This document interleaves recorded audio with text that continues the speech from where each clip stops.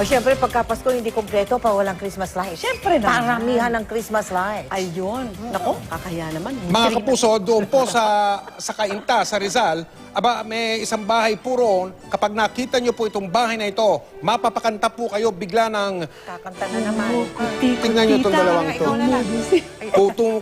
Kumukuti-kutitap, bumubusi-busilap. Ganyan ang hindap ng mga bombilya.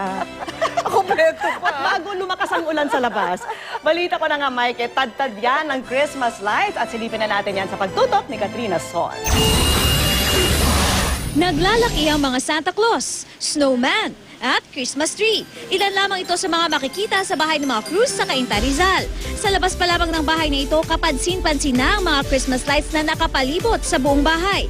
Ang pader, mga poste at mga halaman talaga namang nagniningning. Kwento ni Xavier Cruz na anak ng may-ari ng bahay. Nung bata kasi si Mami, may mga nakikita siyang mga bahay na ang gaganda ng ilaw.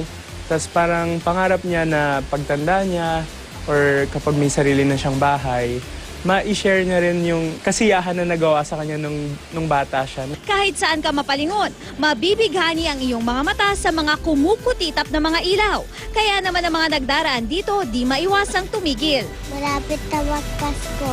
Maganda. Nariyan din ang higanteng paru-paro na agaw atensyon din. Sasalubungin ka pa ng Christmas Village sa garahe ng bahay. Ilan nga sa mga dekorasyon na idinagdag nila ngayon dito ay itong mga cherry blossoms nga na ito na syempre tinadtad din ng ilaw. At di naman mawawala ang Belen na siyang tunay na simbolo ng Pasko. Paalala naman ng pamilya sa mga gustong punuin din ang bahay ng mga Christmas lights. Mas makakabuti na LED lights ang gamitin para iwas sunog. Hayaang ang mga elektrisyan ang magkabit at ipacheck ito ng malimit. At kapag umuulan naman, huwag muna sindihan ang mga ilaw. Katrina Son, Nakatutok, 24 Oras.